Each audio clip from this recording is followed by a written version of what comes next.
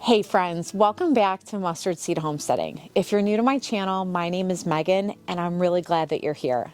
What I do on this channel is give weekly garden tours because I want to share my garden from week to week and the changes that it goes through regardless of the season that we're in. And what we're going to do today is just walk around the garden and see what's doing well and what's not, because we did hit our first frost a couple weeks ago, but we have been having some days with warm temperature as well. And we're going to also harvest whatever we see needs to be harvested. So let's get started.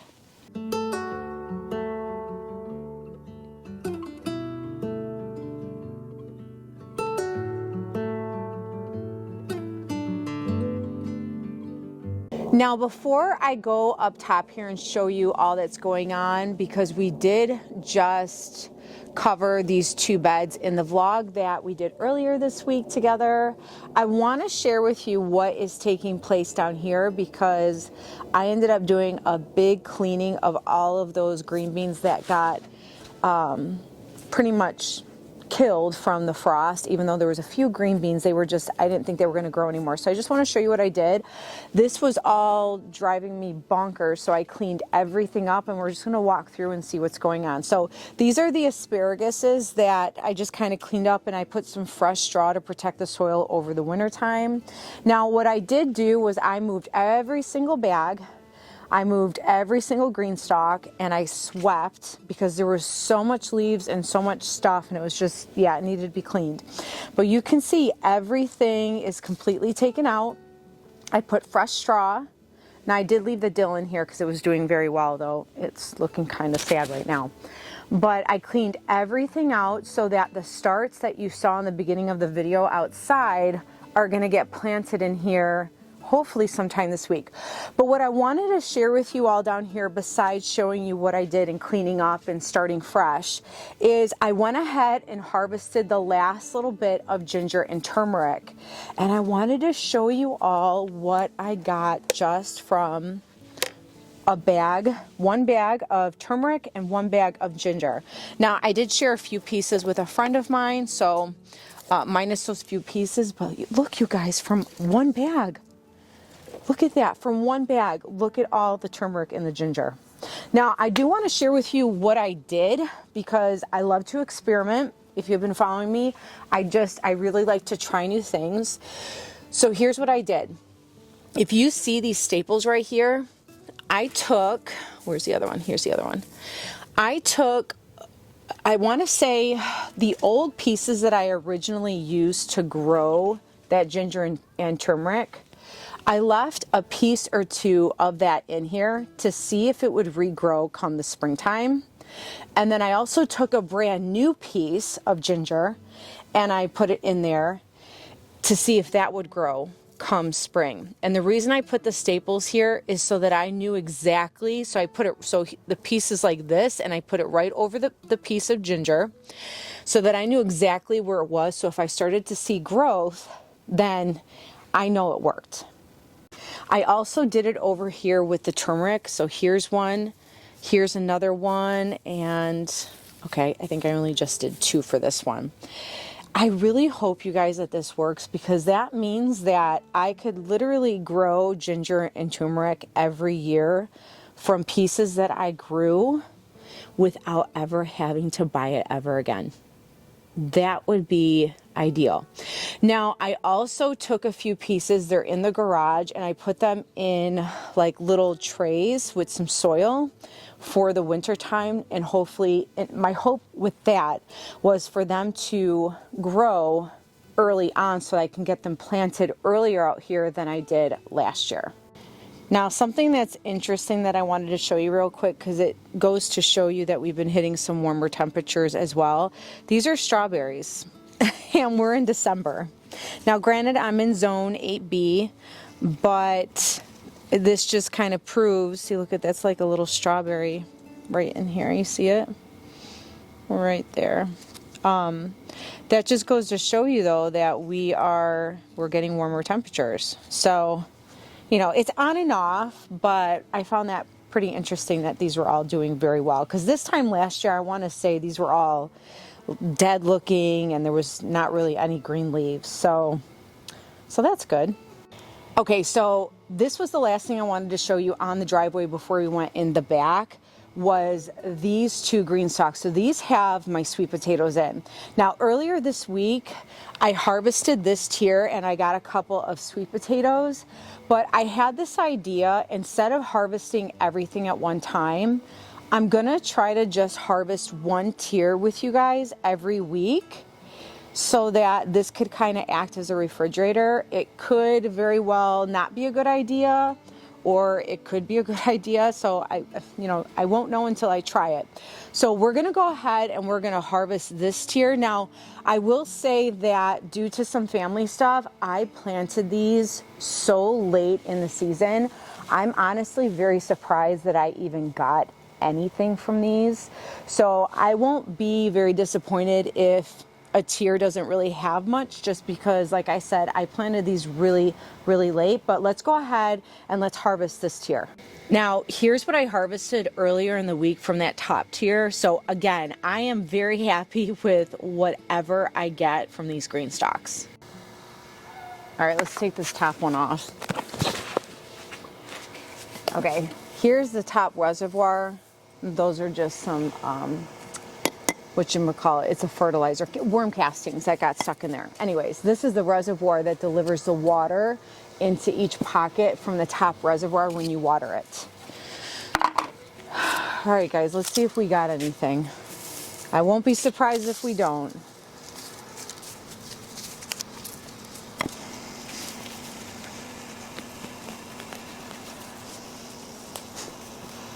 Look, it's a sweet potato little finger.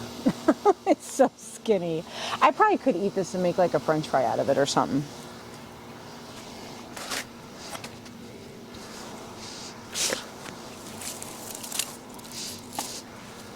And there's these little guys.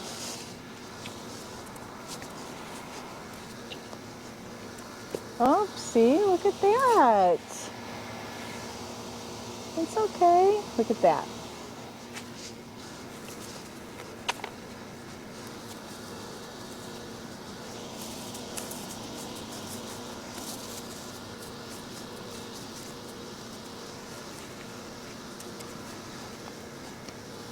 Oh, look at that. You got one right here.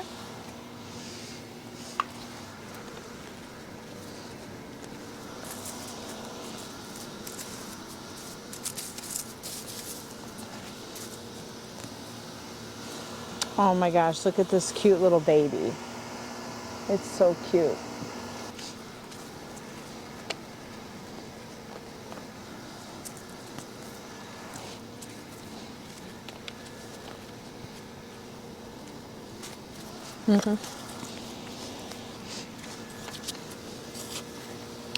The soil is getting cold on my hands, so I'm just going to use this. Not too concerned if it's going to puncture, because I'll just eat them right away because they're so small.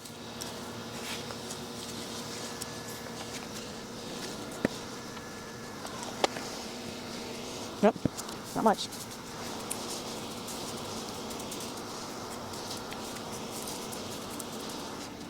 Alright you guys, so that's what we got from the tier. This looks really dark, it's just got a lot of soil on it.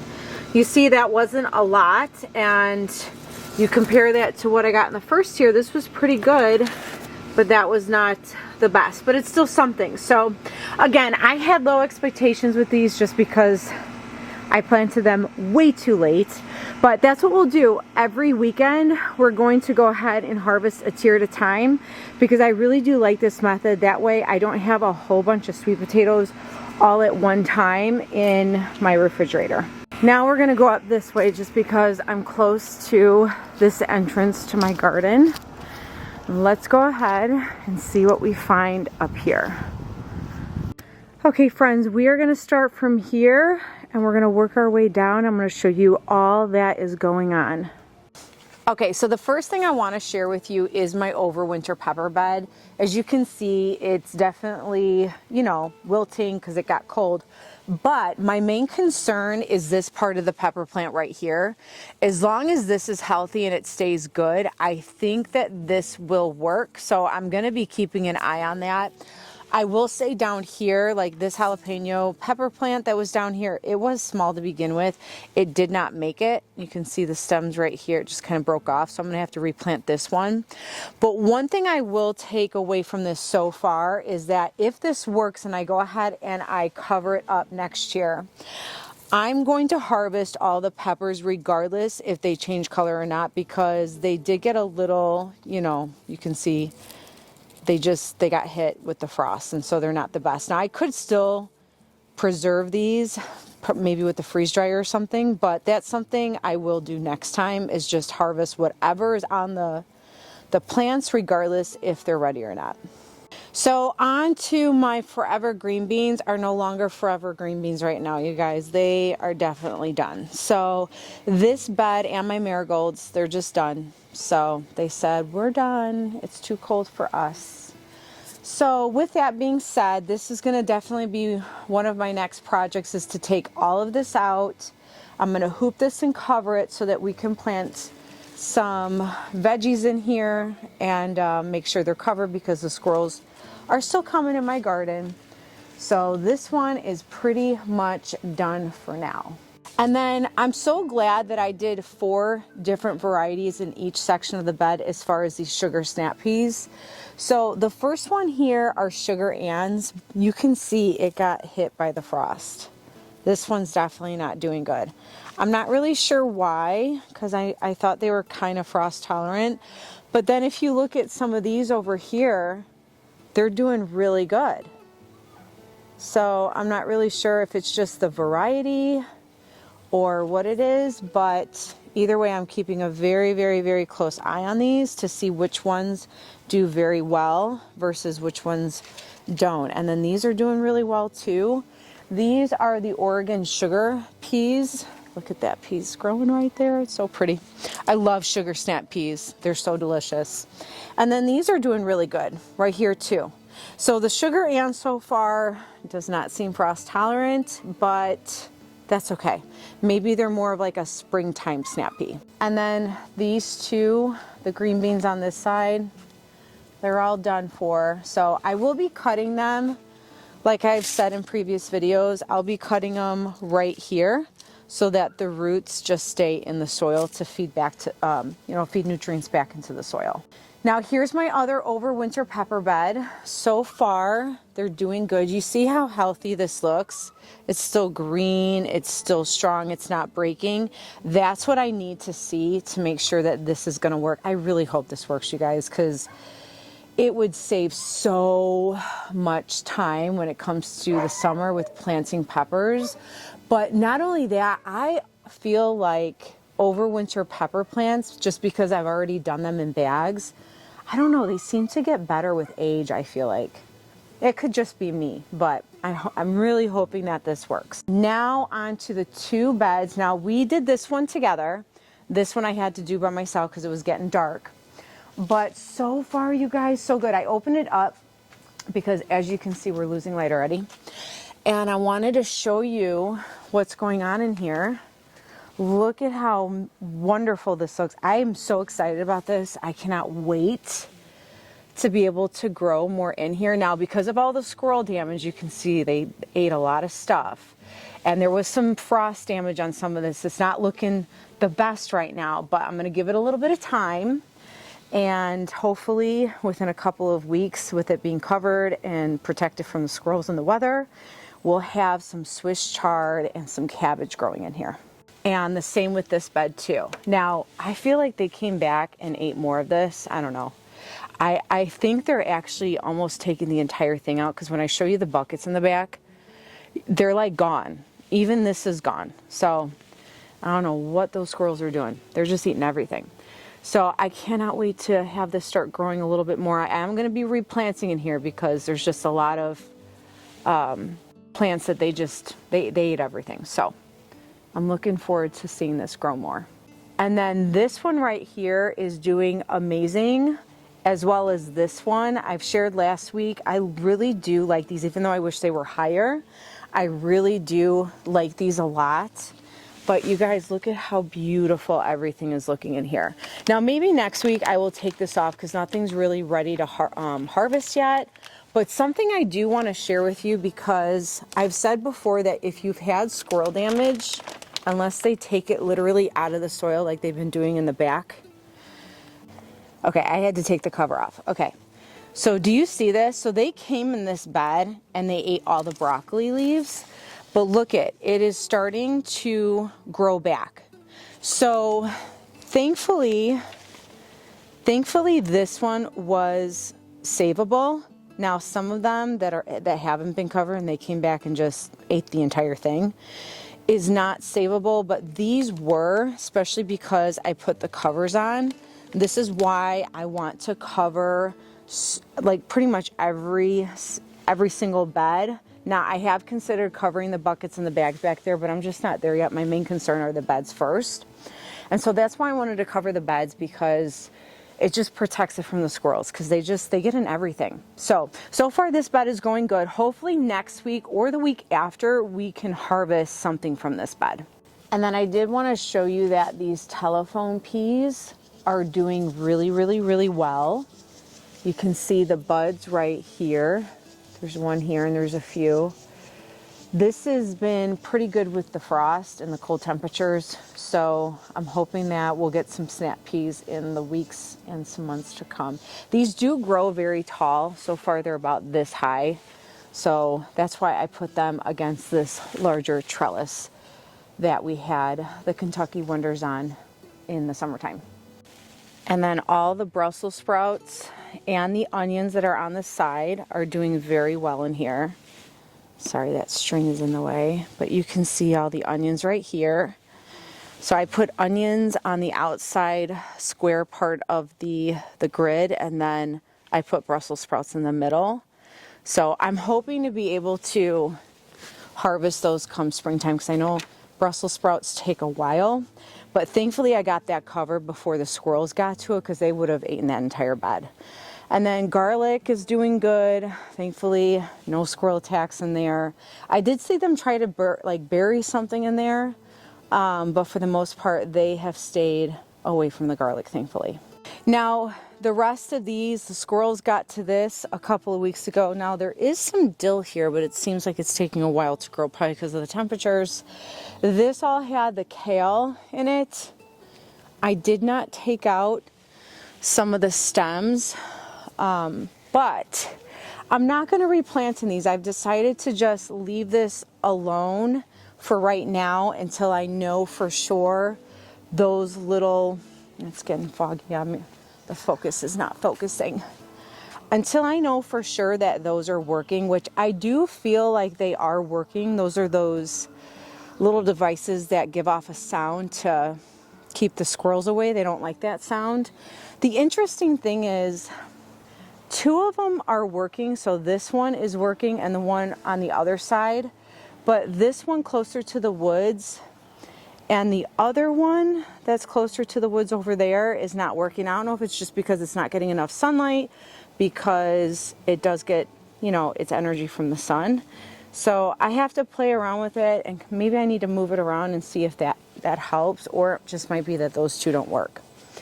Now over here in this bed, so far so good. Now the rest of the bags and the buckets back here, the squirrels definitely got into all this. They got into these a couple weeks back. Now there is some dill, but they're not fully growing just because I think it's just too cold for them. And the buckets, this all had kale, you guys, and I'm not going to plant anything in here until, like I said, I know that I have the squirrel issue completely taken care of. This morning, or actually I should say this afternoon, there was a squirrel right in between those bags. Now there's nothing there for them to eat. I came outside and I scared it. Literally looked at me and then ran away. So clearly these owls are not doing anything.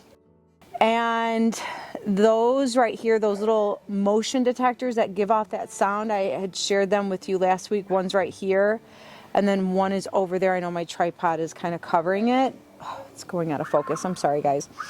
2 of them work, and then 2 of them don't. So I'm not really sure if they're working or not. So in the meantime, I am not replanting these or anything back here until I know something helps with keeping the squirrels away. Now this bed that we did a few weeks ago, so far they're still not touching the rapini rob. So I have a feeling it's just not their thing. They may not like the taste of it, but everything else they chewed up. So I'm definitely going to be replanting this bed, but I'm also going to be putting a frost cover. So more than likely when I'm ready to put the hoops and the frost cover over this is when I'm going to replant in these squares right here. Now something I do want to show you before we end the garden tour is they still have not touched this cauliflower. So thankfully, I'm very happy about that. So it looks like either they don't like cauliflower and rapini raw broccoli, or I don't know, either something's working. So again, that's why I'm going to give it some time just to make sure I know what keeps them away, or at least tries to keep them away. But so far, this is still doing very well, the lavender. And then this looks a little wilty, but it might just, I think this just needs to be watered. So far that's looking good. And then look at, these are doing really good. This is the rapini rob. Look how beautiful that looks. Now these might be slow growing just because of the cold temperatures, but even so, if this doesn't, you know, start to really take off until maybe, you know, late winter, I'm fine with that. I'm not in a huge rush. I'm actually really trying to enjoy this season right now. I love being outside, but I am really trying to enjoy kind of the slower pace of this season so I can spend time with family. And then there's just nothing in these last 2 pallets. They just ate everything. That's where the squirrel was. He was right up in those bags. Little stinker. They are cute, man, but they just eat everything. Now this had my overwinter Martha F1 tomato plant. Now I did keep 4 stems and they're in my garage, so we'll see how they go come next spring, summer. But this is a lemon balm because I think one of the seeds from my lemon balm plants right here fell into this little bag. And so I think that's what this is. So I'm just going to let it do its thing. So it's nice to have lemon balm in different spots. And then these large bags in the middle, some are doing pretty well. I do want to say that I had this idea of getting little frost covered domes for the larger bags and maybe even those, but that would get incredibly expensive. So I may get 1 or 2 to test them out to put over the larger bags for like a broccoli or a cabbage or a cauliflower. I'm not really sure, but if I do, we're gonna test that out and we're gonna see if those help and if they're worth even getting and doing.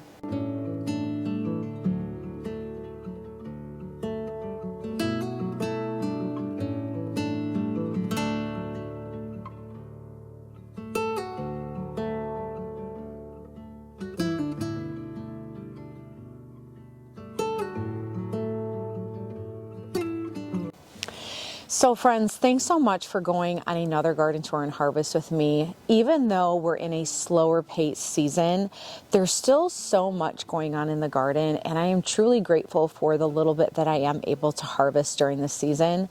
My ultimate goal with the winter, kind of going into the spring season, is with the frost covers and all that I'm trying to do with protecting the plants, is to be able to at least harvest a little bit once a week, or maybe even more if I can, for some dinners or lunches for the family. But so far, I'm really pleased with everything, and I'm enjoying and embracing this slower paced time, because once summer comes, it's going to be hit the ground running, and I will be out here a lot. So let's go ahead and see what we did get today. Well, the first thing that I want to show you are the sweet potatoes. Now, granted, this large one and some of those were from the first tier that I harvested a couple of days ago, but I'm really happy with this because, as I said earlier, I had planted those so late, I didn't even think I was going to get any. So every week, our goal when I do a garden tour with you all is we're going to harvest one tier at a time, instead of me harvesting all of my sweet potatoes at once and having them sit in my fridge. We'll see if this works. If it doesn't, it doesn't, but we won't know until we try. And then even though we did not harvest this together right now, I did want to show you what I did harvest earlier in the week, because I had shown you the ginger and the turmeric bags in the previous garden tours, and I just want you to see all that came from those 2 bags. So I'm really excited about preserving some more ginger and turmeric. And then I did go ahead real quickly, because it is getting dark on us. I went ahead and I harvested a little bit of the Swiss chard. I'm actually going to make dinner with this. I'm probably going to add some garlic, some onion, some olive oil, maybe put it over some chicken, maybe even some salmon. I don't know, that sounds really good. I'm getting hungry. But I went ahead and harvested a little bit so I can make a dinner for myself tonight, because the kids are we're gonna make homemade pizza. Every Saturday is homemade pizza night. So they're gonna have pizza, but I'm gonna try to make myself a little something with the Swiss chard. But overall, as always, I'm super excited about the harvest. So friends, thanks so much for stopping by, and I really look forward to seeing you all next time. And always remember, friends, be encouraged, and always stay inspired. And I'll see y'all next time. Bye.